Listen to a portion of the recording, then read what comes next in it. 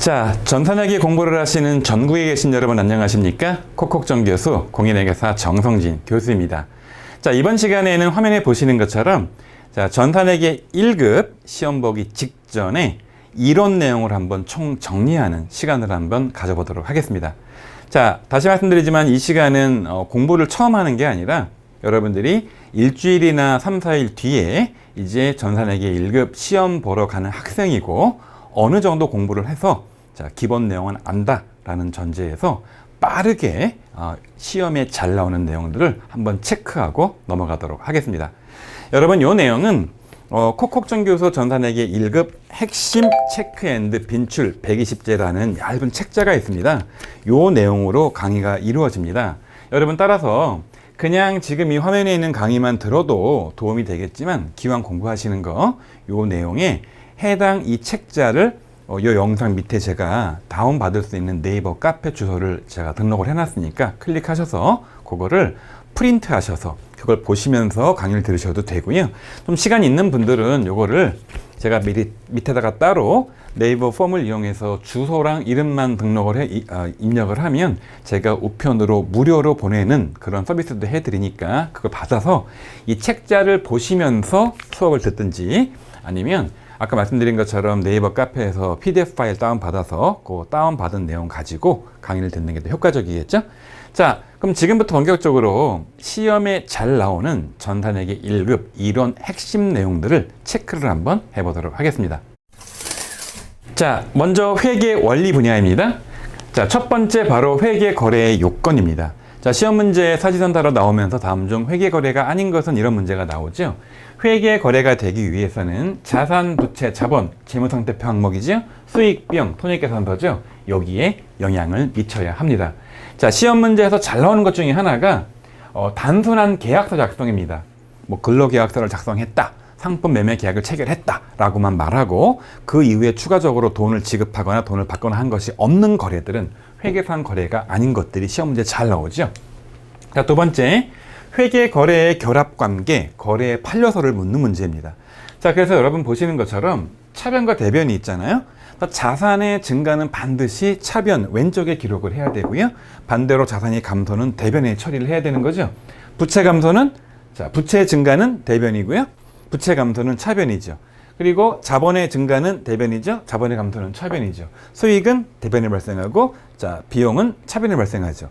자, 요걸 가지고 자, 기본적인 거래를 딱 물어보면서 자산, 부채, 자본, 수익과 비용의 발생을 묻는 문제, 맞춰보는 문제들이 가끔씩 출제가 되죠. 이 두 가지는 자주 나오는 문제는 아닙니다. 자, 이 회계순환 과정은 자주 나오는 문제 중에 하나죠. 어떤 내용이냐? 바로 이 내용입니다. 거래 식별해서 최종적으로 재무제표 나오는 때까지인데 이 문제의 핵심은 바로 이겁니다. 기말 수정분계를 중심으로 해서 기말 수정분계를 넣기 전이니까 수정 전 시산표가 되는 거고 수정을 했으니까 수정 후가 되겠죠. 시산표를 만드는 겁니다. 그런 다음에 시산표에서 재무제표를 만드는데 자, 손익계산서를 먼저 만드는 건가요? 자, 재무상태표를 먼저 만드는 건가요? 재무상태표의 이익잉여금 쪽으로 당기순이익이 가기 때문에 보시는 것처럼 손익계산서를 먼저 만들고 나중에 재무상태표를 만드는 거죠. 따라서 수익비건 마감을 해서 손익계산서가 나오고 그 다음에 자산부채 자본 마감을 해서 재무상태표가 나오겠죠. 자, 그 다음 내용입니다. 자, 그 다음 내용 이어서 보는 건데요. 자, 또 하나 이 회계순환 과정에 잘 나오는 것 중에 하나가 손익계산서는 수익비용 계정을 마감을 다 합니다. 그러면서 이 수익비용 계정들은 차기로 이월이 안 됩니다. 싹 다 얘는 단기순이익으로 만들어서 이 단기순이익을 이익잉여금으로 보내버리기 때문에 손익계산서 항목들은 다 없어집니다. 이익잉여금으로 바뀌는 거죠. 그런데 재무상태표의 자산, 부채, 자본 항목들은 각각이 마감돼서 차기로 이월되는 겁니다. 자본금이든 부채든 그 다음에 뭐 자산 쪽에 있는 항목들이든 다 금액들이 다 다음 년도 초로 이월되겠죠. 이 내용들이 종종 시험 문제에 출제가 되고 있습니다. 자, 그 다음 내용 바로 복식보기 자기 검증 기능이죠. 차변, 대변 양쪽 복식으로 분계를 하다 보니까 발견 가능한 실수, 차변과 대변 중 한쪽에만 전기하면 차대가 안 맞잖아요. 그래서 검증이 가능한데 차변, 대변 양쪽에 동일한 틀린 금액을 넣거나 이 차변, 대변 반대로 넣거나 차변 대변에 이중으로 2번 입력하거나 붕괴 자체를 빼버리면 차변과 대변 둘 다 똑같이 잘못되죠. 이런 것들은 검증이 안 되는 거죠. 자주 나오는 문제는 아닙니다. 자, 그 다음 바로 재무제표의 표시예요. 재무제표 여러분 양식을 보신 분들은 아시겠지만 기본적으로 회사 이름 집어넣습니다. 그 다음에 보고기간 집어넣죠. 재무상태표는 어떤 날짜, 통상 12월 31일자를 집어넣게 되어 있고요. 손익계산서는 1월 1일부터 12월 말까지 회계 기간을 집어넣죠. 그 다음에 한국 재무제표는 원, 자, 한국 단위 코리아 원으로 표시되니까 금액 단위 집어넣게 되어 있고요. 그리고 단기랑 정기랑 두 해를 비교하는 형식으로 표시하게 되어 있는 그런 기본적인 표시 양식을 가지고 있습니다. 자, 다음 내용입니다. 자, 이제 재무제표의 종류 5가지 묻는 문제가 자주 나오죠. 5가지 뭐가 있습니까? 재무상태표, 손익계산서, 자본변동표, 그 다음에 현금흐름표, 마지막으로 주석이 있는 거죠. 거꾸로 볼게요. 주석은 이 재무제표와 계정과목에 설명드린 거죠. 엄밀히 말하면 표가 아니지만 중요한 설명 내용이니까 재무제표에 집어넣는 거고요. 다만 주기는 재무제표가 아니라는 거죠. 주기는 주당 순이익처럼 재무제표 안에 있는 한 항목이기 때문에 걔는 주석이 아닌 거예요. 얘는 재무제표가 아니고 주석만 재무제표죠. 자, 현금흐름표, 영업활동, 투자활동, 재무활동 3가지로 나눈 거고요. 자본변동표, 자, 자본의 변동, 자본금, 그다음에 자본잉여금 등등등의 항목들이 변동을 보여주는 거죠. 손익계산서, 경영성과죠. 이 3가지는 몽땅 다 일정 기간들의 일반적으로 1월 1일부터 12월 말까지 1년에 대한 수치를 보여주는 거고, 자, 재무상태표는 특정 시점, 자, 통상적으로 12월 말자, 그 날짜의 재무상태표를 보여주는 거죠. 이 내용이 시험 문제에 아주 잘 나오는 단골 손님입니다. 자, 그다음 재무상태표의 구조입니다. 이제 이 알맹이들을 물어보는 문제죠. 통상적으로 재무상태표랑 손익계산서만 추가적인 구조를 물어봅니다. 자, 이렇게 되어 있죠. 기본적으로 자산 쪽에는 유동자산과 자, 보시는 것처럼 비유동으로 구분이 됩니다. 이건 다 알죠? 근데 안쪽에 있는 알맹이에 해당하는 당좌와 재고도 외워야 돼요. 당좌는 돈과 관련된 것들, 현금성 자산들, 매출 채권들, 단기매매 증권들, 1년 이내에 현금화가 되는 것들 다 여기다 집어넣는 거죠. 재고 자산은 팔아먹을 물건들이잖아요. 원재료나 상품이나 제품 같은 것들. 자, 이 2가지 기억하세요. 비유동 안에는 4가지가 들어가 있죠. 투자한 거, 유형 있는 자산들, 무형, 자산 형태 없는 개발비 같은 것들, 기타 비유동으로 구분되죠. 항목 다 외우셔야 됩니다. 그 다음에 부채는 유동, 비유동이 있고 자본 안에는 5가지가 들어가 있죠. 자, 액면 금액에 해당하는 자본금과 액면을 초과하는 금액에 해당하는 자본잉여금 등등등등, 주식 발행 초과금 같은 등등등등. 그 다음에 장사에서 번 돈들 모아놓은 이익잉여금과 사이에 자본조정과 기타 포괄성이 2개가 있죠. 이 항목들은 여러분 좀 어렵긴 하지만 꼭 항목들을 외우셔야 됩니다. 그래서 이 항목들 묻는 문제, 이 순서를 묻는 문제가 잘 나온다는 거죠. 자, 그 다음 내용입니다. 자, 그래서 이제 손익계산서 구조토 추가로 자주 틀린 문제 나오는데요. 제일 처음에 매출에서 시작을 하죠. 매출원가를 빼죠. 매출총이익 나오죠. 판매관리비, 판관비를 빼죠. 그럼 영업이익 나오죠.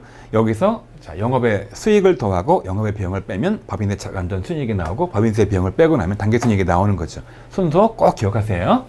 가끔씩은 이걸 이용해서 계산 문제도 나오기도 합니다. 그 다음에 재무제표 작성 기준이 있어요. 크게 자, 보시는 것처럼 재무상태표는 유동, 비유동 구분하는 게 있고요.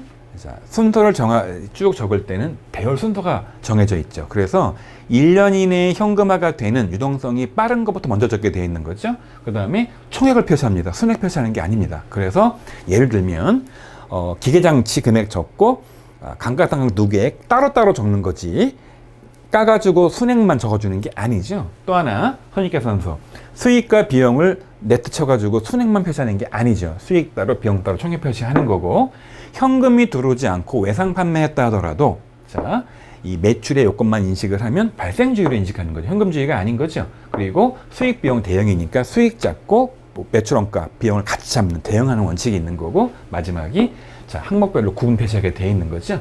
이 정도 기본 아시고요. 유동성 비율이 시험 문제 자주 나온다는 거예요. 제가 좀 전에 이거 항목들을 외우라 그랬죠. 이 항목들 순서대로 물어본다는 거예요. 그래서 보시는 것처럼 자, 첫 번째 당좌 다음이 재고고요. 이 2개가 유동자산이죠.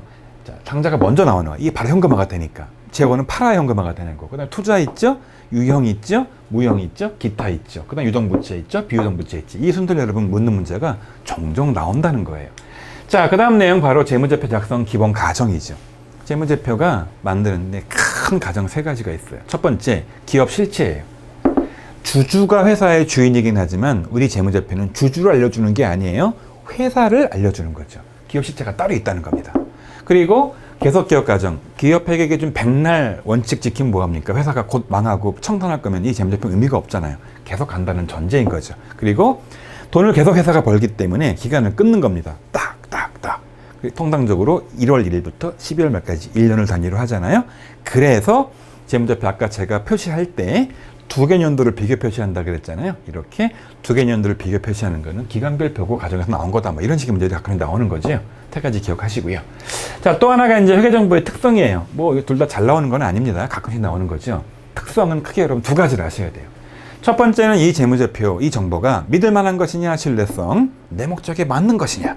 두 번째, 목적 적합성. 그래서 신뢰할 만한 재무제표가 나오려면 중립적으로 만들어야 되고 이 수치들이 검증 가능해야 되고 표현을 충실하게 해야지 이게 신뢰할 만하겠죠. 또 하나, 내 목적에 맞으려면 딱 필요한 적시에 나와야 되고 이걸 통해서 미래가 예측 가능해야 되고 그리고 이 정보가 나한테 피드백을 줘야 되는 거예요. 피드백 같이 뭐 이런 것들입니다. 하나만 더 참고하면은요.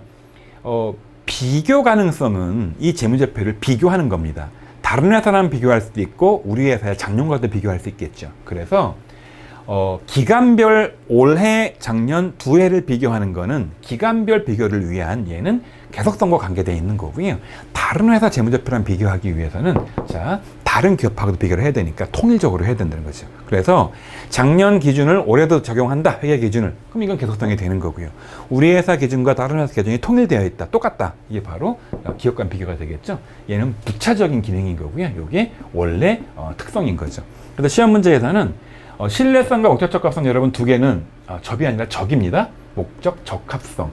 이 두 가지를 기본적으로 외우시고 신뢰성에 관계된 단어가 하나, 둘, 셋.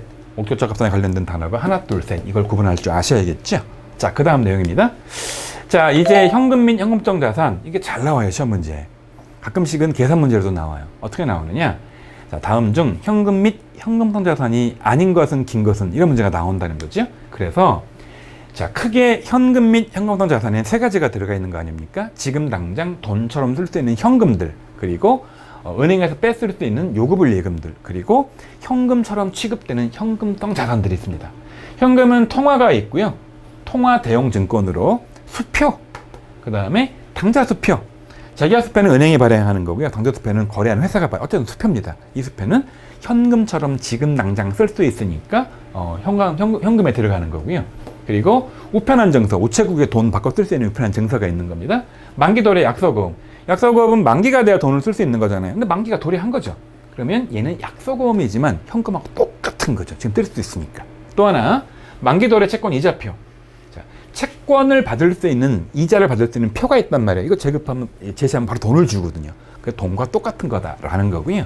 배당금 지급 통지서도 마찬가지예요. 이거 들고 가면 나한테 배당금을 주거든요. 그래서 일반적으로 현금은 지폐나 동전밖에 없지만, 수표밖에 없지만, 수표 이런 것들 아니라 하더라도 지금 당장 돈처럼 쓸 수 있는 것들은 몽땅 다 현금에 들어가는 겁니다. 자, 또 하나, 요구불 예금은 당장 뺏을 수 있는 예금들을 말하는 거죠. 흔히 말하는 보통 예금, 당좌예금이죠. 그리고 현금성 자산들은 현금처럼 취급되는 것들입니다. 여기서 가장 중요한 거 이겁니다. 자, 만기가 3개월 이내인데 이 만기는 12월 말 기준 만기가 아닙니다. 언제입니까? 취득일 기준 만기. 요거 자주 시험대 나오죠. 그래서 잘 따져보는 겁니다. 이 현금성 자산, 양도성 예금증서나 기업업이나 어음관리계좌나 판매조건부 채권이나 이 이름들은 잘 나오지 않아요. 시험 문제. 그냥 요 윗줄만 주로 나옵니다. 금융상품을 취득을 했는데 자, 취득한 날부터 시작해서 따져보는 겁니다. 그냥 3개월 이렇게 나올 수도 있고요. 날짜가 주어질 수도 있어. 따져가지고 3개월 이내에 만기가 되는 것들은 다 현금처럼 쓸 수 있는 거다라고 보는 겁니다. 정리하면 당장 쓸 수 있는 돈들, 당장 뺏을 수 있는 예금들, 그리고 3개월 이내에 쓸 수 있는 것들, 그런 것들을 뭐라고 부르는 거다? 현금 및 현금성 자산이라고 불러서 항목들을 골라내기도 하고 또는 항목에 금액을 주어져가지고 항목을 발라낸 다음에 그 남은 금액들을 더해서 계산하는 계산 문제가 나오기도 합니다. 종종 출제가 되는 거죠. 자, 그 다음 내용 보도록 할게요.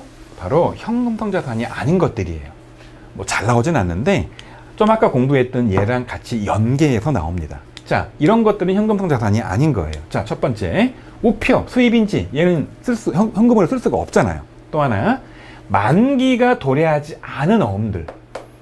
자, 어음들은 여러분 다 아시는 것처럼 만기가 있잖아요. 그 만기 돼야 돈이 되기 때문에 얘는 금융자산이니까 현금성 자산이 아닌 거예요. 근데 좀 아까 봤을 때 만기 도래한 거는요, 똑같은 어음이지만 이 만기 도래한 어음은 당장 돈 쓸 때 돈으로 현금화가 되지만, 만기 도래 안 하는 어음은 똑같은 어음이지만 현금화가 안 되죠. 이거는 현금이 아니라는 거예요.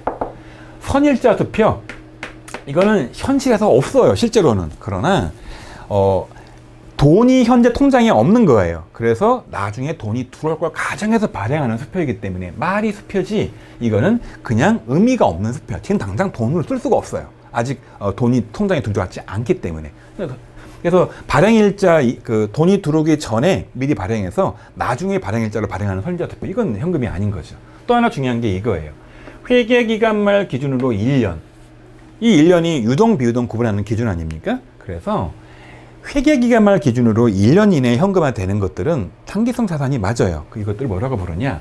단기 금융상품이라고 부르는 거죠. 얘는 12월 말 기준으로 1년 이내 현금화가 되긴 하지만, 단기성 쓸 수 있긴 하지만, 유동자산이긴 하지만 당장 쓸 수 있는 현금성 자산은 아니라는 거죠.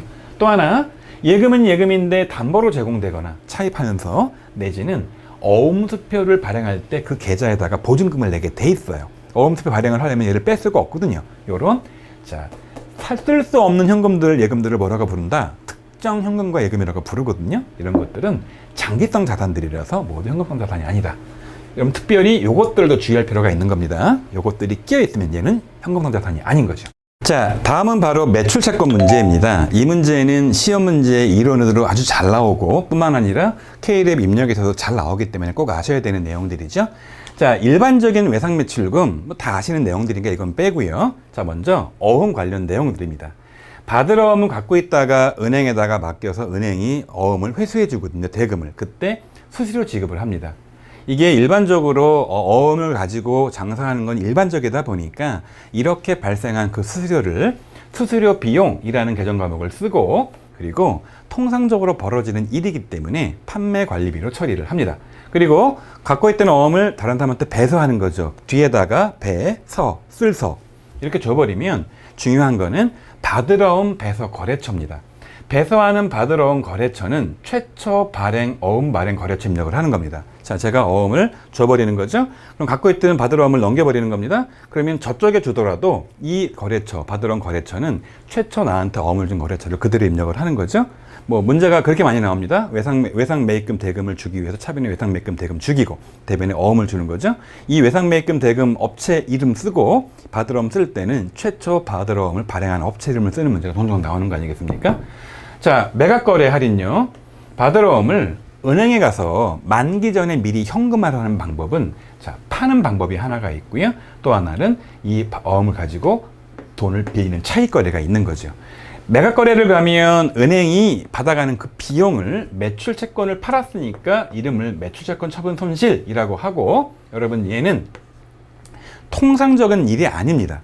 여기 어음 추심은 통상적인 일이지만 이 어음 매각은 통상적으로는 어음을 만기까지 가지고 있고 만기 돈을 현금화 시키죠. 그러나 미리 어음을 팔으면서 손해를 보는 이 은행이 받는 돈들은 매출채권 처분 손실로 하되, 여러분 얘는 영업 외에 비용 처리를 하는 겁니다. 자, 흔히 시험 문제에서는 이게 잘 나오고요. 매각거래가. 차익거래는 거의 나오지 않지만 같은 논리로 여러분 얘도 알고 있어야겠죠. 자, 어음을 은행에 맡기고 돈을 차입한 거래가 되는 거 아니겠습니까? 따라서 얘는 단기 차입금 처리를 하는 겁니다. 그리고 은행에서 덜 받은 돈은 무슨 처리를 하는 거냐? 보시는 것처럼 이자 비용 처리를 하는 겁니다. 자, 그 다음 또 하나가 중요한 게 이제 외화 외상 매출금을 회수하면서 환산하는 문제입니다. 자, 뭐 얼마 전에 외화 외상 매출을 하면서 외상 매출금 그때 환율로 잡은 거죠. 근데 지금 와서 돈이 회수가 된 겁니다. 달러가 환전하는 거죠. 그러면 이 환율 차이가 생기잖아요. 그래서 매출일 대비 외화 입금일 사이의 환율의 차이를 인식해서 물건 팔 때보다 외화 입금 될 때 환율이 올랐다면 원화가 더 들어오잖아요. 그때는 외환 차익, 환율이 떨어져 돈이 덜 들으면 외환 차선을 잡는 문제가 가끔씩 출제가 잘 되고 있습니다. 이 내용들은 여러분 빠삭히 알고 있어야 돼요. 자, 여러분 다시 말씀드리지만 이 공부는 처음 공부하는 게 아니라 여러분이 공부를 했다는 전제하에서 한번 시험에 나올 만한 것들을 쫙 정리하면서 얘는 가끔씩 나오는 거, 얘는 잘 나오는 거 정리하는 내용이기 때문에 여러분 이 내용을 듣고 머릿속에 정리가 쫙 된다면 아무런 문제가 없어요. 그런데 듣는 족족 잘 기억이 안 나. 공부가 덜 하신 거죠? 공부 좀 더 하셔야 되는 겁니다. 자, 그 다음 내용이 바로 대선충당금입니다. 자, 얘는 실제 그 업체가 망하기 전에 그 업체가 돈이 회수가 안 될 걸로 예상되는 시점에 미리 대선충당금을 설정을 하는 거죠. 얘는 이론과 실무에 다 잘 나오기 때문에 꼭 아셔야 되는 겁니다. 회계연도 말 설정 시점, 항상 연도 말에 설정을 하잖아요. 설정할 때 대선충당금이 부족해. 그럼 어떻게 합니까? 차변에 대선상각비, 대변에 대선충당금 더 잡아야 되는 거죠. 추가 설정하죠? 남아돌아. 그럼 어떻게 됩니까? 오히려 환입해야 되죠. 그래서 얘는 환입을 하는 겁니다.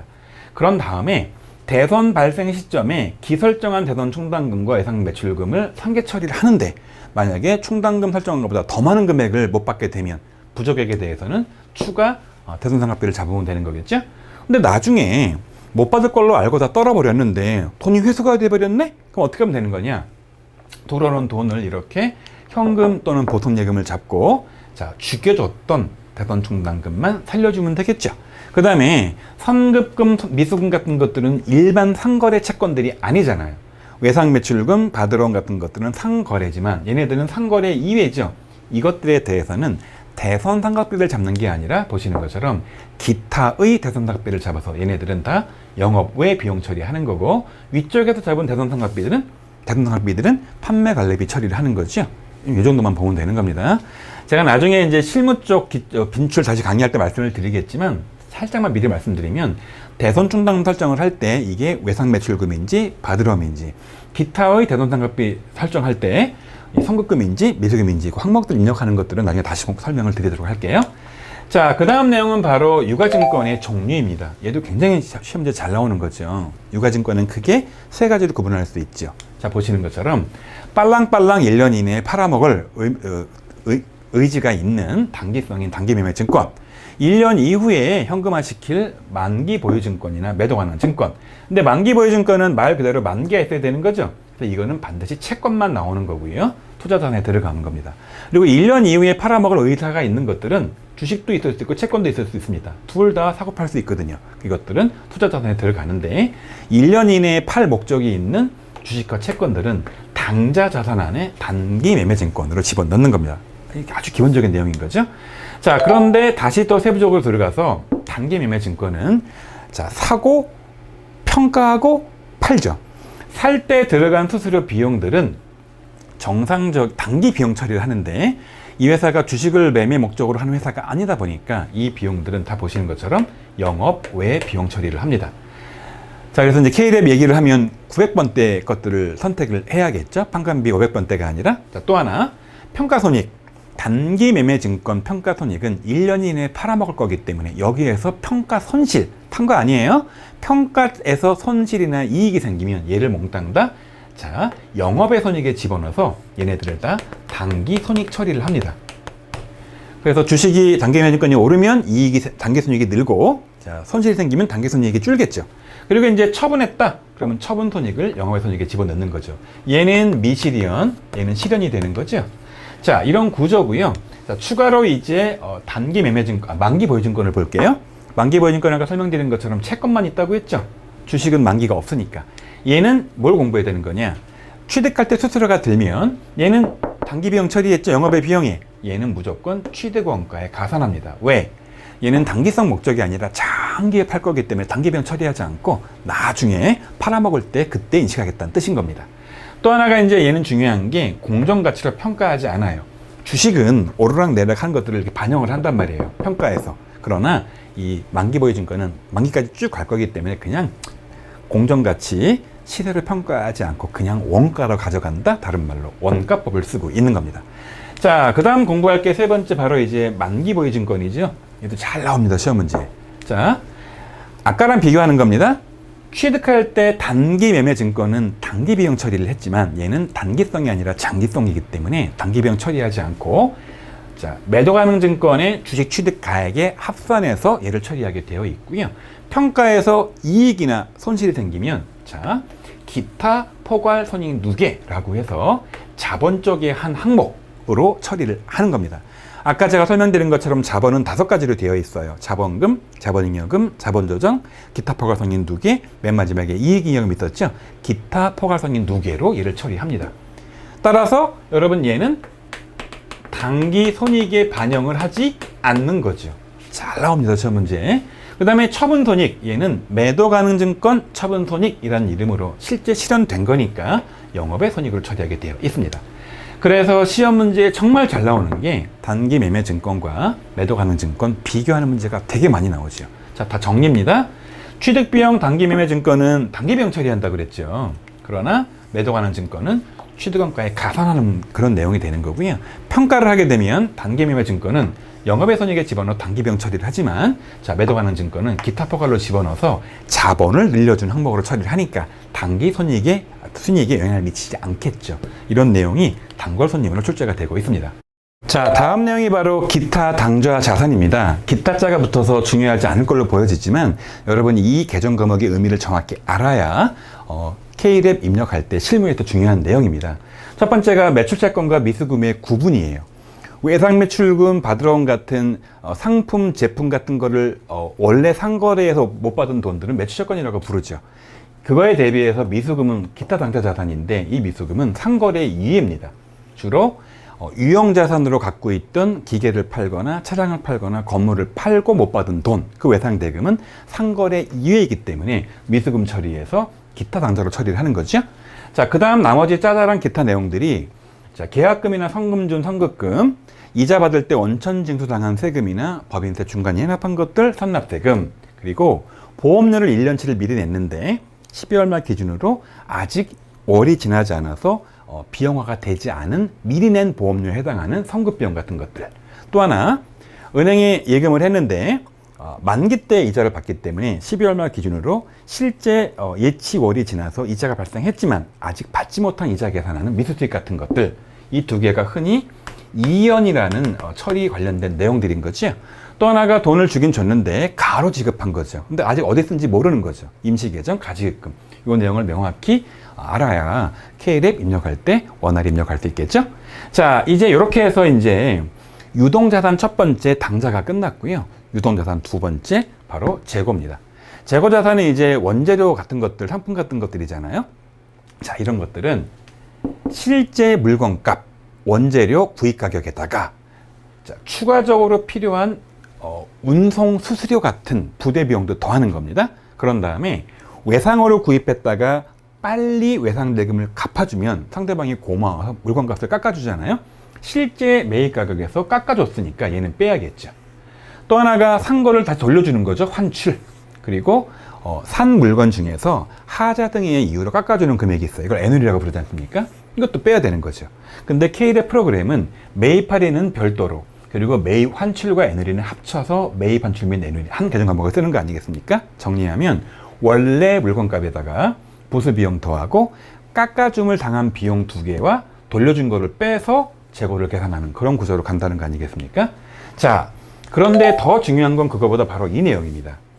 재고가 창고에 1억 있다라는 말에 의미는 1억이 있는 게 아니라 수량이 있고 곱하기 단가를 해야 되는 거 아니겠습니까? 그래서 수량 곱하기 단가로 가는 문제가 잘 시험 문제에 나오고요. 가끔씩은 계산 문제가 평균법에서 나오기도 합니다. 자, 무슨 말이냐?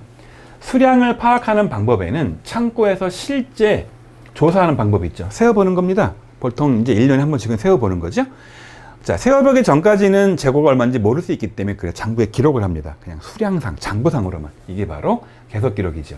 그래서 실무에서는 평소에는 계속 기록을 하다가 연말에 한번 가서 딱 세어보는 두 방법을 혼합해 쓰는 혼합법을 쓰고 있는 거 아니겠습니까? 이 세 가지는 몽땅 다 몇 개가 있는지를 파악하기 위한 방법인 거죠. 그런데 한 개당 얼마인지를 알 수 있는 방법은 하나당 꼬리표를 붙여서 단가를 평가하거나 아니면 싹 다 한 창고에 몰아놓고 먼저 들어온 게 먼저 나간다. 라는 전제 선입선출법. 자, 후입, 나중에 들어온 게 먼저 나간다. 후입선출.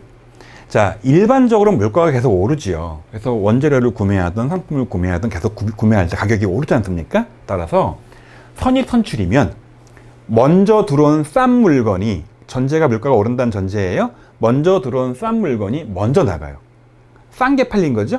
자, 후입선출은요. 나중 들어온 비싼 게 먼저 팔려요. 그러니까 비싼 게 팔린 거죠? 따라서 선입선출법은 매출원가가 낮아요. 그리고 후입선출법은 비싼 게 나갔으니까 매출원가가 비싸요. 가운데 평균법이 끼어 있는 거죠. 이 평균법은 자, 1년치를 싹 다 더해서 평균 낸 가격인 거잖아요. 근데 한 번 계산하면 총평균법, 이거를 그때그때 계속 계산하면 이동평균법이라고 부르는 거 아니겠습니까? 자, 거꾸로 가볼게요. 기말 재고 볼게요. 물가 오르는 경우에. 기말에 재고가 있는데 언제 게 남아야 재고가 비싸겠어요? 비쌀 때가 언제입니까? 최근이죠. 오르니까 계속. 그래서 선입선출, 먼저 산 게 먼저 나가줘야 남아있는 게 나중에 들은 거니까 보시는 것처럼 기말 재고는 선입선출을 써야 후입이 남아있죠. 그리고 후입선출을 써버리면 비싼 게 나가버렸죠. 그러니까 싼 게 남아있겠죠. 여러분, 그래서 물가가 상승한다는 전제하에서 이 크기 비교를 반드시 할 줄 알아야 됩니다. 첫 번째 중요한 내용. 두 번째는 수량 파악은 3가지, 단가 파악은 4가지가 있다. 이 방법들을 묻는 문제가 종종 출제가 되는 굉장히 중요한 내용입니다. 자, 그 다음 재고자산의 평가예요. 기말에 재고자산을 가서 보니까 2가지 원인으로 금액이 줄어요. 첫 번째는 왜 주느냐? 바로 수량이 주는 거죠. 자, 누가 훔쳐가거나 휘발유 주유소 휘발유 팔 때 휘발유가 자연 증발을 하잖아요. 그래서 수량이 없어지는 거죠. 이걸 뭐라고 부르는 거다? 감모라고 부르는 겁니다. 근데 가격이 떨어지면서 손해보는 금액이 생기는 거예요. 이걸 뭐라고 부르는 거다? 가치가 하락하는 거를, 이거를 평가손실이라고 부르는 거죠. 그래서 이걸 여러분 반드시 아셔야 돼요. 수량이 주는 감모 손실은 정상분과 비정상분으로 나눠서, 정상분은 매출원가, 주유소의 경우에 자연증발분은 매출원가로 보는 거예요. 어쩔 수 없어요. 그러나 도난당한 휘발유, 이 비정상 같은 것들은 영업외 비용 처리하는 겁니다. 또 하나, 평가손실은 물건값이 떨어지는 거예요. 의류 재고 값이 떨어졌어요. 옷값이. 할 수 없어요. 매출원가에 넣는 거죠. 팔린 거 아니라더라도. 자, 그런데 참고할 거, 팔린 게 아니지만 값이 떨어져서 금액을 떨어뜨릴 때는 재고자산 평가손실을 잡고 바로 그 재고를 떠는 게 아니라 감가상각 누계액처럼 그 상품 금액, 원재료 금액을 떨어뜨리는, 제품 금액을 떨어뜨리는, 자, 재고 차감 계정에 해당하는 평가 충당금을 잡아서 처리한다. 이건 참고로 알아두시고요. 요 위엔 반드시 아셔야 되는 겁니다. 자, 이렇게 해서 재고자산 평가를 공부했고요. 자, 그 다음 공부할 게 자주는 나오지 않지만 가끔씩 나오지만 좀 어려운 내용이에요. 암기하지 마시고 논리로 접근하시기 바라요. 특수 형태의 재고자산이 우리 재고냐 아니냐 포함 여부입니다. 첫 번째, 시용품. 서버라고 보내준 겁니다. 우리한테 없어요. 절로 갔어요. 그러나 저거는 내 거예요, 제 거예요. 저 사람이 사겠다는 의사표시하기 전까지는 내 거죠. 재고자산에 포함합니다. 위탁품. 팔아달라고 보내준 거죠. 맡긴 거죠. 나한테 없어요, 쟤한테 있어요. 그러나 이건 내 거예요, 제 거예요. 자, 실제 그 위탁자가 판매 전까지는 내 거니까 포함시킵니다. 자, 장기할부 판매. 물건을 팔았어요? 돈을 다 못 받았어요. 돈을 나눠 받아요. 할부 판매예요. 물건이 가버렸어요. 저 내 거예요, 제 거예요? 장기 할부 판매는 돈을 나중에 나눠 받는다 하더라도 일단은 판 걸로 보고 내 재고에서 포함시키지 않고 빼버립니다. 또 하나, 선적지 조건. 자, 매입이에요. 선적지란 말은 일반적으로 배 타고 오는 거죠. 내가 재고를 구매하려고 미국에 주문을 넣었어요. 미국 회사가 나한테 물건을 보냈어요. 그런데 선적지 조건이에요. 무슨 얘기예요? 선적하면 이 사람 임무가 끝나. 선적과 동시에 내 거야. 아직 안 왔지만. 배 타고 오고 있어. 내 거란 말이죠. 왜? 선적지 조건이니까. 이건 내 재고에 포함시킵니다. 그런데 도착지 조건은 제가 물건을 보내서 나한테 물건이 뭐 해야 되는 겁니까? 도착할 때까지는 내 게 아닌 거예요. 아직 도착 안 했죠. 따라서 이거는 포함하지 않는 겁니다. 좀 난도가 있는 내용이긴 하지만 여러분 단돈 암기하지 마시고요. 여러분 요거를 이해 차원에서 암기하면 더 좋겠어요. 자, 그 다음 내용이 바로 부동산의 분류입니다. 이렇게 해서 여러분 이제 끝났습니다. 요게 유동자산은 이제 비유동으로 넘어갑니다. 부동산이 3가지가 있어요. 첫 번째, 업무에 쓰는 거 유형자산입니다. 내가 투자 목적으로 시대차익 목적이나 임대 목적이다. 그럼 얘는 투자 목적이니까 투자 자산이에요. 근데 얘는 팔기 위한 거예요. 우리 회사가 부동산 매매업이 전문이라는 거예요. 그러면 얘는 매매형이니까 얘를 재고로 보는 겁니다. 동일한 부동산이라 하더라도 업무면 유형, 투자 목적이면 투자, 매매 목적이면 재고, 이렇게 분류가 된다는 거 참고로 알아두시고요. 자, 이제 유형 자산 쪽으로 넘어가서 토지나 건물이나 기계 같은 것들 구매할 때 보시는 것처럼 특별히 건설 중인 자산이 나오는 거예요. 얘는 뭐냐? 공사 중인 건물인 거죠. 건물은 통상적으로 몇 개월 만에 완성되기도 하지만 통상 몇 년이 걸릴 수도 있어요. 따라서 완공이 돼야지만 얘가 건물이라는 이름이 있는 거예요. 눈에 보이지만 짓고 있다? 얘는 건물이 아니야, 회계상. 그래서 아직 건물이 아니지만 거기에 돈이 쌓이니까 걔를 건설 중인 자산이라고 표현을 했다가 언제? 완공할 때 건물로 대체하니까 얘는 유형자산 중에서 그런 개념 과목이다 라고 이해하시면 되는 겁니다. 그 다음에 토지 건물을 일괄로 이렇게 취득을 했어요. 회계 처리는 토지 따로 건물 따로 해야 돼요. 그러면 어떻게 하느냐? 이 공정 가치로 구분해서 안분 계산을 합니다. 토지는 통상 공시지가로, 건물은 평가 금액이 따로 있어요. 이 두 개 금액을 계산해서 그 율대로 내 취득가액을 쪼개서 토지 얼마, 건물 얼마 이런 식으로 보내는 겁니다. 자, 그 다음 내용이 이제 뭐냐면 유형자산 취득 계속 볼 건데요. 바로 부대 비용에 대한 내용이에요. 여러분 좀 전에 재고자산에서 취득 원가뿐만 아니라 운송비 같은 부수 비용도 취득 원가에 가산한다고 했죠. 유형자산은 그게 더하다는 얘기예요. 왜? 부동산을 살 때는 취득세를 내야 되고요. 거래 비용도 들어가는 거고요. 여기 보시는 것처럼 중개사 수수료도 줘야 되는 거고요. 또 부동산이나 차량 같은 거 구입할 때는 국공채도 매입해야 돼요. 국공채를 매입을 하고 나면 일반적으로 이거를 헐값에 팔아요. 차이만큼 수수료가 생겨. 손해보는 돈이 생겨. 내지는 이 국공채를 갖고 있다 하더라도 산 금액보다 더 금액이 떨어져서 거래가 돼요. 손해보는 금액이 생겨. 그래서 자, 매입한 금액과 현재 가치의 차이만큼 손해보는 금액이 생긴다는 거예요. 이 금액을 단순하게 비용 처리하는 게 아니라 내가 취득하는 부동산이나 차량 운반구의 취득원가에 가산하라는 거죠. 여러분, 이 내용은 실무 입력 문제로도 전산세무 2급에서도 자주 나오니까 기왕 전산회계 1급 공부할 때 같이 한번 알아두세요. 전산회계 1급은 자주 나오진 않지만 이것도 가끔 나오기도 합니다, 역시. 그 다음에 운송비용. 최초 운송비용이죠. 정상적으로 사용 가능한 이후에 발생하는 운송비는 단기비용 처리하지만 얘는 원가에 가산하는 거죠. 그리고 자산 해체 비용이라든지 가끔씩은 돈을 차입해서 건물을 지어요. 그럼 원칙적으로 이 차입금 이자는 단기 비용 처리합니다. 그러나 1년 이상 뭐 건물을 짓는다거나 하면서 여기에 자본화 요건을 갖추게 되면 기업회계가 예외적으로 자본화 가능하게 해서 이 금액 이자만큼을 원가에 가산하게 되어 있죠. 또 하나가 설치 준비비, 조립비용, 시운전비, 토지 구역비용 다 부수비용으로 해서 취득원가에 가산합니다. 가끔씩은 이제 계산 문제가 나오기도 하지만 일반적으로 이거 여러분 이론적으로 알고 계셔야 됩니다. 또 하나, 건물이든 기계든 취득한 이후에 수리가 발생할 수 있어요. 그래서 그 수리 비용이 자산의 가치를 확 늘리는 그런 거라면 자본적 지출에서 자산 처리를 하고요. 그리고 이게 페인트 칠을 한다거나 뭐 이렇게 타이어를 교체한다거나 현상 유지 정도의 소소한 그런 수리 비용이라면 얘는 단기 비용 처리해서 수익적 지출 처리한다. 이 기본적으로 필요한 지식인 겁니다. 자, 그 다음에 이제 감가상각이죠. 여러분 얘는 이론뿐만 아니라 실무적으로도 굉장히 중요한 내용이어서 K랩 입력할 때도 꼭 필요한 내용인 거죠. 아주 단골 손님입니다.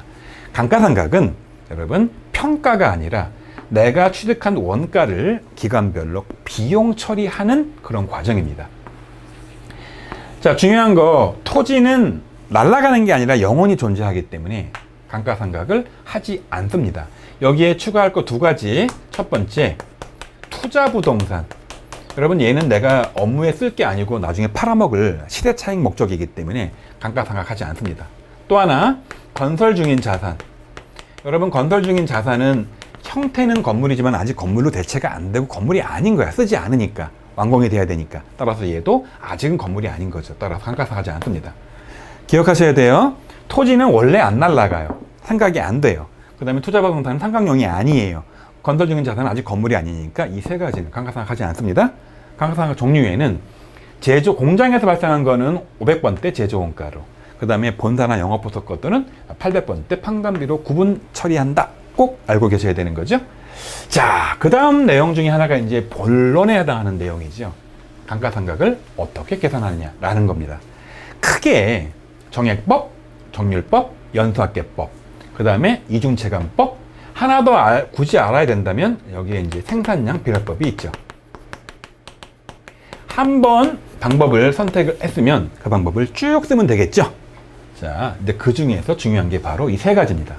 정액법은 매 연도에 정해진 동일한 금액의 비용 처리가 되는 거죠. 어떻게 되는 거냐? 보시는 것처럼 내가 산 취득원가에서 잔존가치, 이게 이제 계산 문제로 나오면 주어지는 거죠. 이게 0일 수도 있고요. 이 금액을 연도별로 동일하게 처리를 하기 때문에 1월 1일 취득해서 뭐 특정 연도로 쭉 이어진다 가정하면 매년도 동일한 금액의 비용 처리가 되는 겁니다. 근데 연수학계법은 이거랑 거의 유사합니다. 그러나 매년도에 동일한 비용 처리라는 게 아니라 이 내역연수 합계를 집어넣어서 이게 만약에 5년이다 라고 하면 여기다 뭘 집어넣느냐, 1 더하기 2 더하기 3 더하기 4 더하기 5를 분모에 집어넣고 첫 년도에 5, 둘째 연도에 4, 그래서 1 더하기 2 더하기 쭉 더한 금액에서 5 분자를 2년 차이는 4, 3년 차이는 3, 5, 4, 3, 1 줄여가는 과정이기 때문에 연수학계법은 앞에는 동일하지만 매년도에 인지되는 감가상각비가 해가 갈수록 점점 줄어드는 역할을 하는 거죠. 정률은 뭐라고 되어 있는 거냐? 매년도에 동일한 율로 감가상각을 합니다. 그런데 앞에가 미상각 잔액이에요. 미상각 잔액, 자, 첫 년도에는 취득금액 다 들어가죠. 곱하기 뭐 45%, 34.5% 율이 주어집니다. 문제에서 아예. 첫 년도가 제일 크죠. 두 번째 연도는 미상각 잔액이니까 취득원가에서 작년도까지 인식한 상각 누계액이 있을 거 아니에요. 그래서 첫 연도에 1억이면 둘째 연도에는 1억 빼기 누계액 뺀 더 줄어든 금액의 율을 곱하기 때문에 율은 동일하지만 매년 감가상각비는 줄어든 역할을 하는 거죠. 그래서 정액법은 동일한 금액이 들어가요. 얘는 매년 줄어든 역할을 하는 거죠.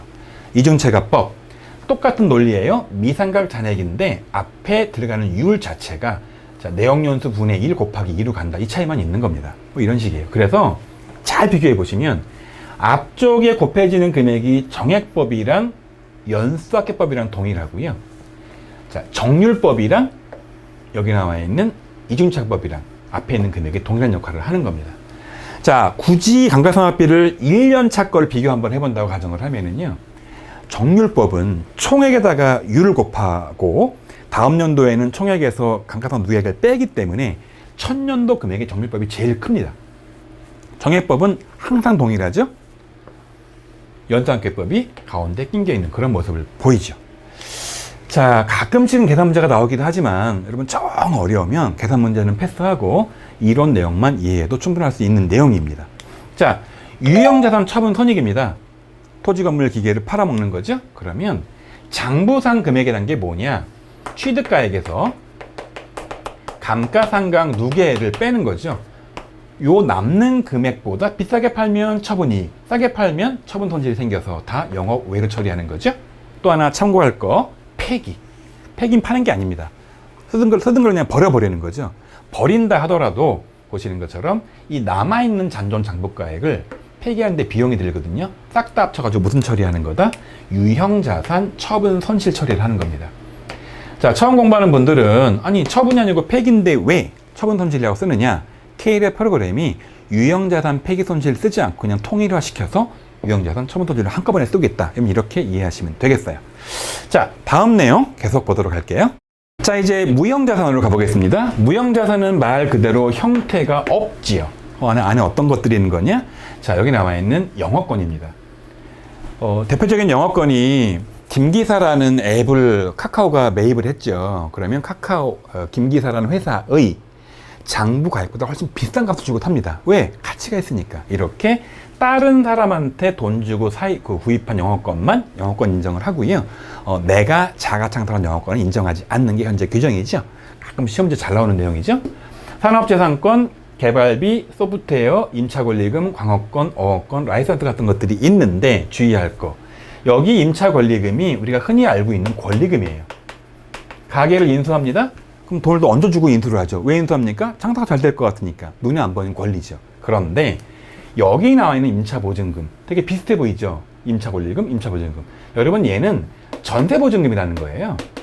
그래서 뒤에 공부하겠지만 이 전세보증금은 얘는 기타 비유동이지, 자, 무형자산이 아니에요. 자, 비유동 자산에는 투자가 있고 유형이 있고 무형이 있고 기타가 있는 거 아닙니까? 그래서 전세보증금은 기타다? 요거 여러분 조심하셔야 됩니다.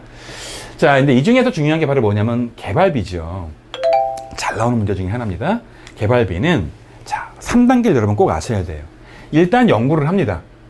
연구를 해서 그냥 끝나면 끝이에요. 그러니까 이거는 연구비라는 개정 과목으로 단기 비용 처리를 합니다. 연구했더니 이게 성공 가능성이 높아요. 근데 개발 단계로 들어갑니다. 물건을 개발하기 시작해요. 그래서 물건 개발 가능성, 성공성이 높아. 그러면 그때 발생한 모든 비용들을 자, 개발비라는 자산 처리하는데 형태가 없으니까 무형자산이죠. 근데 개발하다가 실패한 거예요. 다 날려버려야 돼. 그러니까 얘의 가능성이 떨어지고 나면 얘는 싹 다 비용 처리를 해야 되는데 경상개발비라는 개정 과목을 쓰는 겁니다. 살짝쿵 어려울 수 있는데요, 여러분. 그래서 암기를 좀 하셔야 돼요. 연구 단계에서는 일단 개발이 확정되지 않으니까 다 비용 처리하는데 연구비란 개정 과목을 쓴다. 개발을 시작했는데 이게 실패할 것 같아서 다 비용 처리한다? 경상개발비다. 이렇게 여러분 이해하셔야 됩니다. 그런데 연구 단계랑 개발 단계가 구분이 너무 어려워. 그러면 회계는 보수적이니까 몽땅 다 연구 단계로 봐서 싹 다 단기 비용 처리하는 것이요. 그리고 무형자산은 통상적으로 20년 이내 감가상각을 하는데 정액법 처리를 하고 감가상각 누계에 따로 두는 게 아니라 바로 그 자산을 차감하는 그런 식으로 처리한다까지 여러분 기억하시면 되겠습니다. 자, 다음 내용이 바로 이제 기타 비유동이죠. 자산의 마지막 항목입니다. 자, 기타 비유동 자산에는 자, 보시는 것처럼 아까 공부했던 내용처럼 임차 보증금, 우리가 흔히 말하는 전세 보증금을 말하는 겁니다. 전세 보증금. 이 보증금을 우리가 다른 사람보다 먼저 받을 수 있게 법원에다가 등기 설정하는 것을 전세권이라고 부르는 거죠. 지금은 거의 없지만 전화 가입할 때 보증금 맡기죠. 장기 미수금 같은 것들을 다 기타 비유동으로 처리를 하는 거고, 아까 설명했던 것처럼 임차 권리금은 자, 이거는 보증금과 다른 거다. 임차가 있지만 얘는 무형자산이다. 이 용어의 구별만 할 줄 아시면 되겠어요. 여러분, 이 정도에서 자산 쪽 내용 끝나고 바로 이어서 부채 쪽으로 강의를 넘겨보도록 할게요.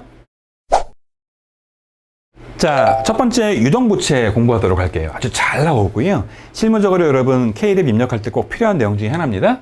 바로 매입채무와 미지급금의 차이예요. 매입채무는 여기 보시는 것처럼 원재료나 상품 외상 구입 때 발생한 외상 매입금이나 지급어음을 말하는 거죠. 근데 기계 같은 것들, 건물 같은 것들, 살 때 외상인 것들, 상거래 이외의 것들을 뭐라고 부르는 겁니까? 미지급금 처리해서 매입채무랑 미지급금 구별할 줄 아셔야 되는 겁니다. 또 선수금, 계약금 미리 받은 거 받을 수죠. 선급금의 반대 개념인 거죠. 예수금 미리 받아둔 돈인 거죠. 통상 예수금은요, 월급 줄 때 원천 징수하는 이 국민연금 건강보험의 원천 징수액에 대해서 세금도 마찬가지입니다. 소득세 포함해서 다 미리 받아둔 돈이란 예수금 처리하는 거죠. 또 하나가 유동성 장기부채, 장기차입금 중 1년 이내 현금화되는 부분을 말하는 거 아니겠습니까? 마지막 가수금, 가지급의 반대예요. 받긴 받았는데 왜 받은지 모르겠는 거예요. 그래서 임시로 쓰는 부채 개정인 거죠. 자, 이 정도 개념을 구별할 줄 아셔야 분계 입력할 줄 아는 겁니다. 자, 그 다음 내용이 바로 이제 퇴직급의 충당 부채죠. 퇴직금은 1년 이상 근무한 사람이 퇴직할 때 법에서 주라고 해서 의무적으로 줘야 되는 돈인 거죠. 자, 그런데 그 돈을 줄 때 몽땅 비용 처리하는 게 아니라 근속기간 할 때마다 매번 이렇게 줄 빚을 쌓아놓는 걸 뭐라고 부르는 거다? 퇴직급이요. 충당 부채, 퇴충이라고 부르는 거죠. 자, K랩 입력 포함해서 되게 중요한 내용입니다. 그래서 퇴직금 적립할 때 비용 잡고 줄 빚, 퇴충을 잡는 거죠. 퇴직급에 잡고 퇴충을 잡는 겁니다. 퇴직금 줄 때는요. 자, 미리 빚을 잡아뒀으니까 퇴충 떨고 돈 주면 되겠죠. 그래서 퇴직급의 충당 부채는 일시적으로 이용되는 계정이다. 그렇게 이해하시면 되는 겁니다. 이 분계 때문에 비용은 근속할 때, 돈은 나중에 나갈 때 나가는 그런 개념이 되는 거죠. 그런데 여기서 중요한 거 바로 이렇게 해놨다가 회사가 망하면 회사가 줄 돈이 없죠. 그래서 국가가 안 되겠다. 이 돈을 미리미리 이 근로자가 연금으로 받을 수 있는 금융상품에다가 예치해둬라 라는 그런 퇴직연금이 생긴 거 아니겠습니까? 되게 자주 나오고요. 여러분 얘는 실무 입력도 나오고 나중에 전산세무 2급에도 또 나오기 때문에 반드시 공부하셔야 되는 겁니다. 자, 첫 번째 DC형이 있죠. 뭐라고 부르는 겁니까? 확정기여형이죠. 여러분 이 확정기여형, 자, 이 계좌는 누구 소유일 겁니까? 이 소유는 임직원 소유예요. 따라서 회사가 퇴직금을 임직원 소유 계좌에다가 넣어주면서 기여하는 거예요. 그런 의미입니다. 여러분 따라서 임직원 계좌에다가 돈을 넣었으니까 아직 이 사람이 근속 중이고 퇴직하지 않았지만 퇴직금 처리해야 하네요. 퇴직금 처리하죠. 따라서 퇴직금을 잡고 보통 예금 나가면 되는데 이 퇴직연금 운영하는 회사가 수수료를 요구를 해요. 그럼 얘를 수수료 비용 넣고 직원 계좌 관리에 필요한 판관비 처리하면 되겠죠. 자, 근데 또 하나가 확정급여형이 있어요. 얘는 누구 소유 계좌입니까? 회사 소유 계좌에다가 돈을 넣었죠.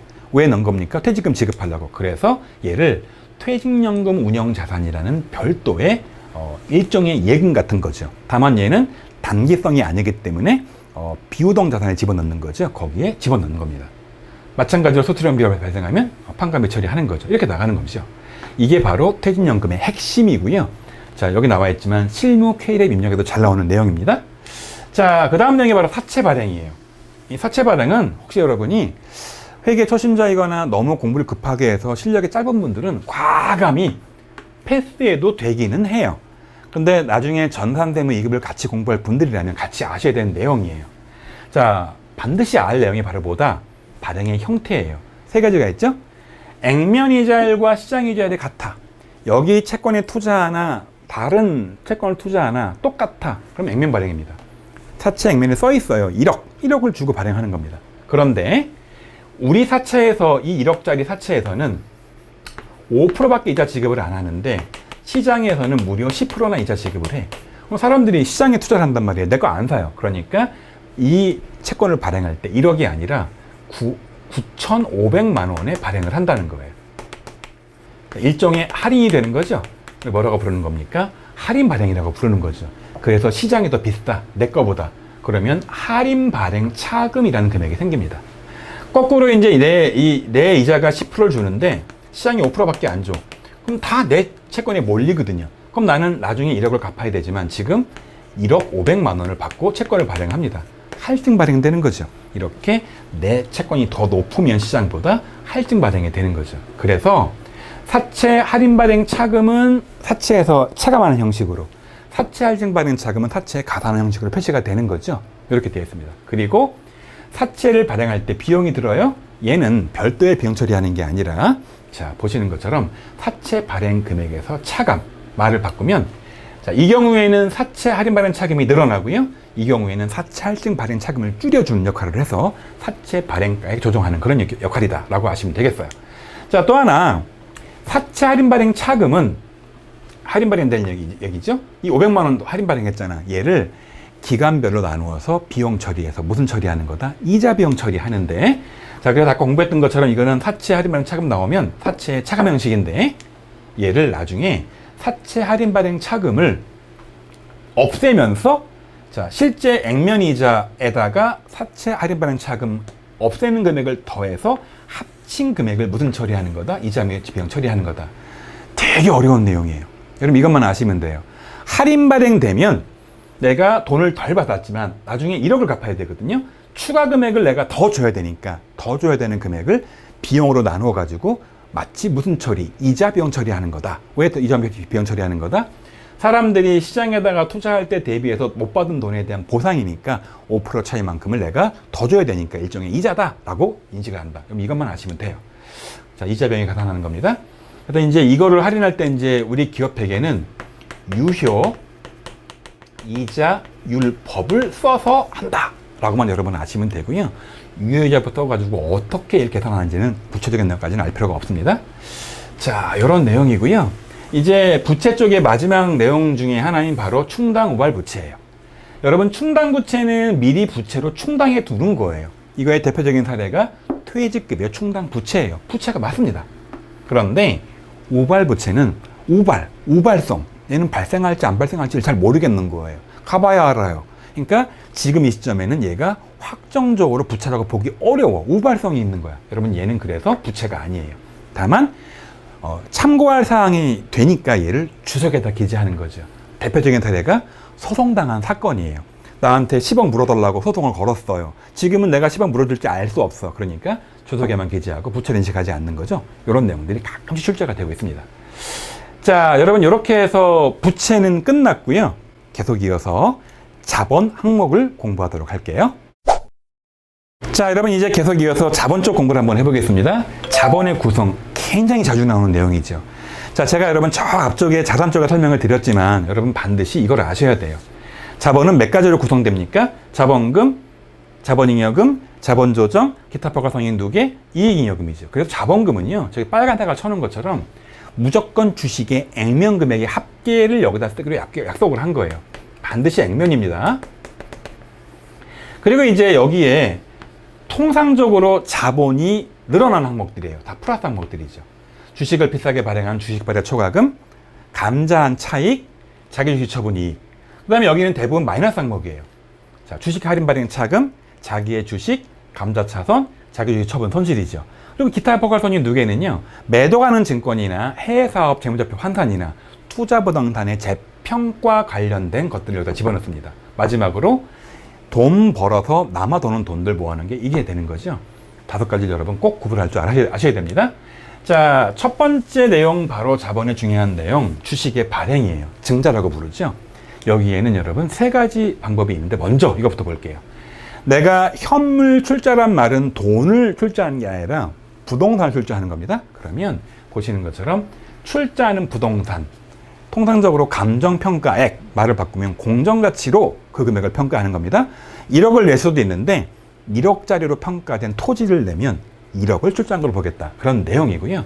주식을 발행할 때는 이 발행 비용을, 자, 아까 사채 발행과 동일한 방법으로 비용 처리하는 게 아니라 주식 발행 가액에서 차감한 형식으로 가고요.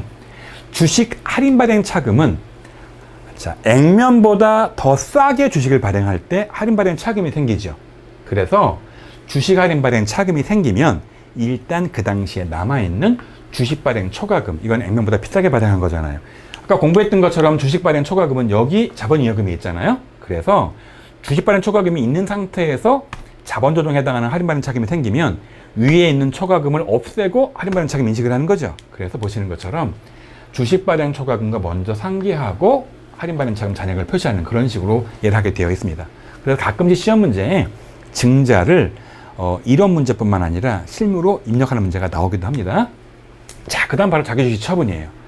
내가 들고 있던 주식은 자본 조정에 표시가 되어 있죠? 얘를 팔아버리는 겁니다. 그러면 처분가액보다 내가 더 비싸게 파는 겁니다. 장부가액보다. 그럼 그때 이익이 생겼죠.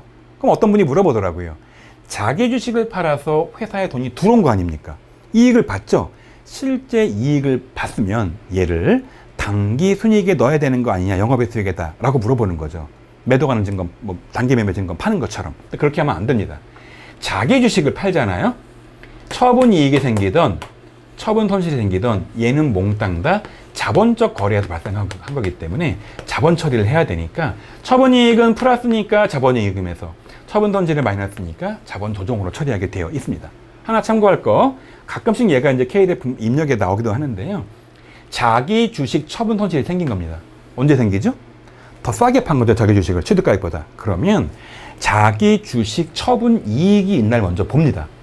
이게 있으면 얘를 먼저 없애고 남은 잔액만 자기 주식 처분 손실로 처리하게 되어 있다. 그럼 이 정도만 아시면 되겠죠? 자, 이제 자본 쪽에 중요한 내용 중에 하나입니다. 바로 배당이죠. 회사가 벌어놓은 이익잉여금을 주주한테 나눠주는 거죠. 자, 현금 배당이 있고 주식 배당이 있는 거예요. 현금 배당은 뭘로 주는 겁니까? 현금으로 배당금을 주는 거죠. 주식 배당은요? 주식으로 주는 거죠. 따라서 현금 배당을 결의할 때는요, 2월 이익잉여금 차변에 줄여줍니다. 혹자가 물어보는 겁니다. 이 2월 이익잉여금 대신에 미처분 이익잉여금을 넣으면 어떻게 되는 거냐라고 물어보는데요. 미처분 이익잉여금이나 2월 이익잉여금이나 사실은 의미는 비슷해요. 그러나 K대 프로그램이 미처분 이익잉여금을 넣는 게 아니라 2월 이익잉여금을 넣도록 설계가 되어 있으니까 현금 배당 결의를 하면 반드시 벌어놓은 돈을 없애면서 돈이 나가는 거니까 자 보시는 것처럼 2월 잉여금을 없애야 된다. 외우셔야 되는 겁니다. 그러나 돈은 바로 나가는 게 아니에요. 돈은 나중에 나가요. 그러니까 주총 결의할 때는 일단 안 준 돈이니까 미지급 배당금이라는 부채를 인식을 하는 거죠.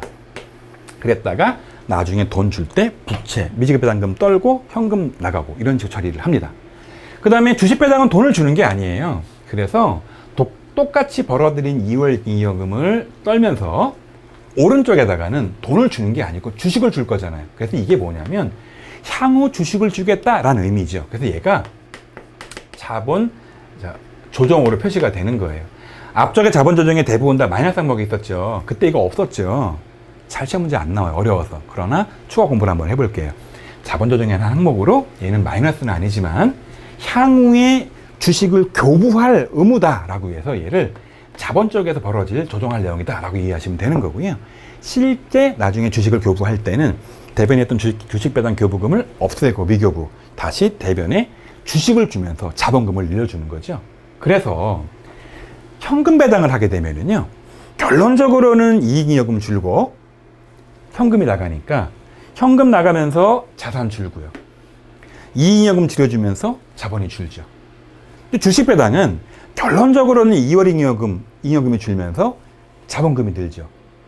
현금이 안 나가요. 따라서 보시는 것처럼 얘는 자산도 변동이 없고 자본도 변동이 없는 거죠. 다만 이 알맹이에서 자, 이익잉여금은 줄어들고 대신 뭐가 늘어나는 겁니까? 자본금이 느는 그런 역할을 하는 거죠.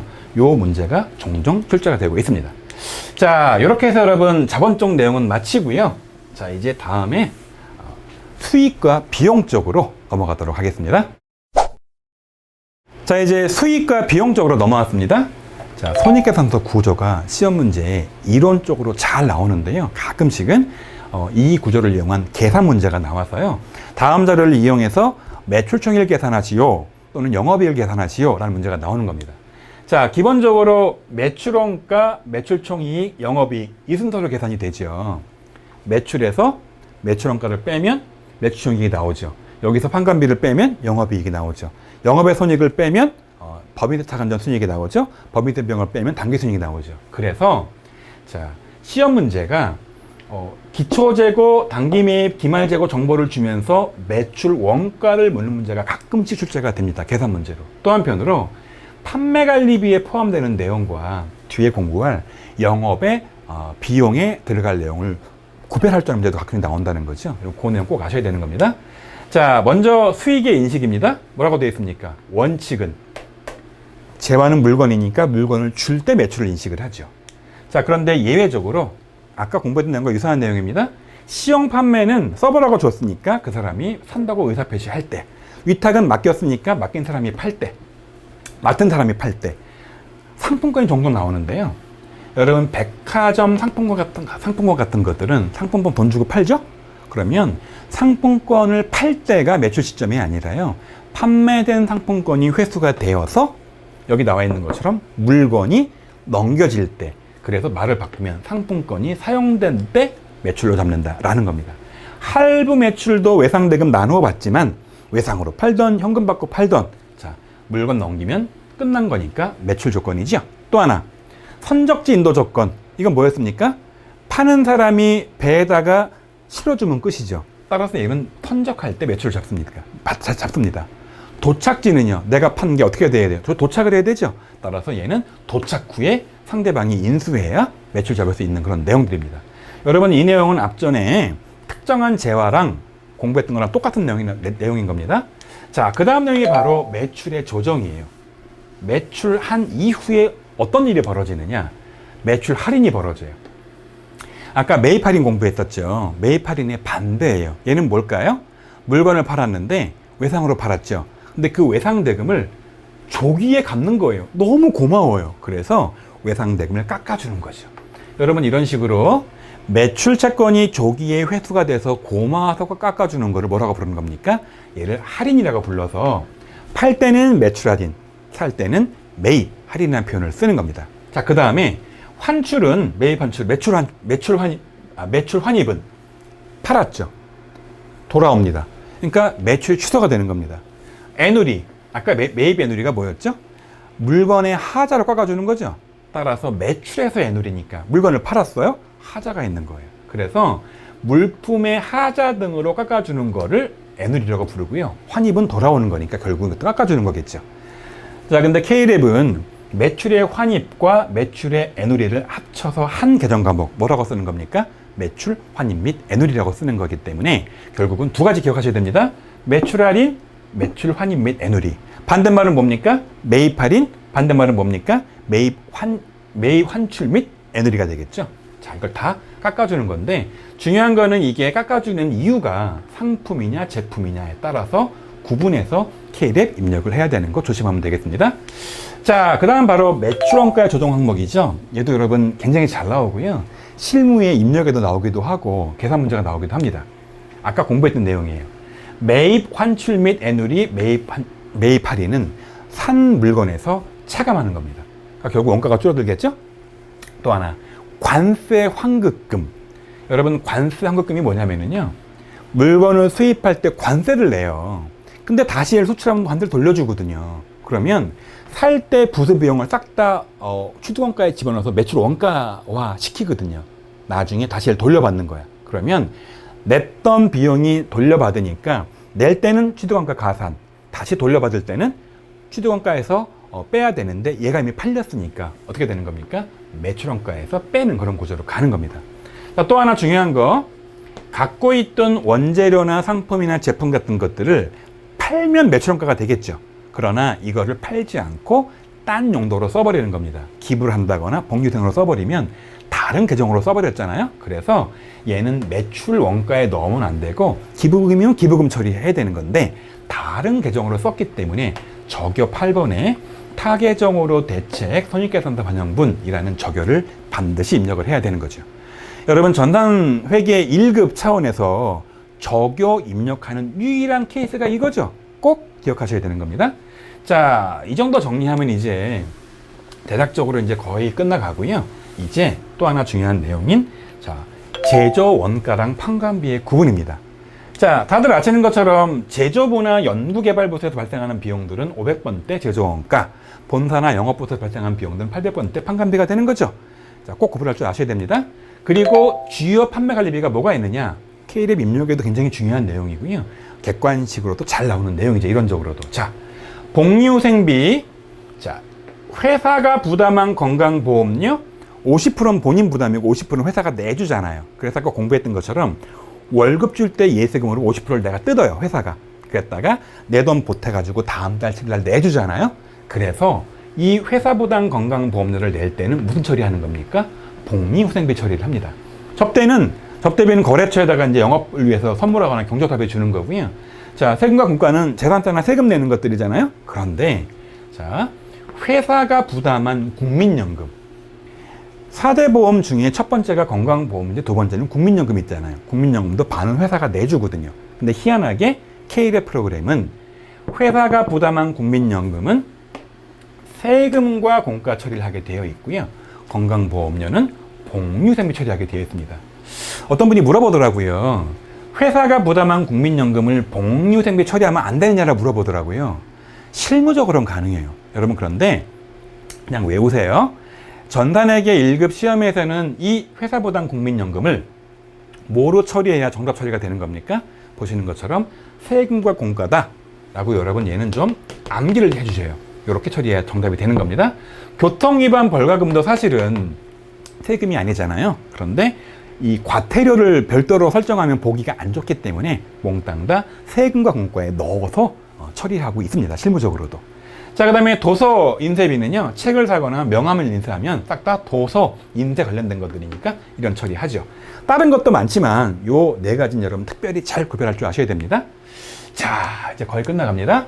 이제 그 다음 내용 바로 주요 영업의 손익 내용입니다.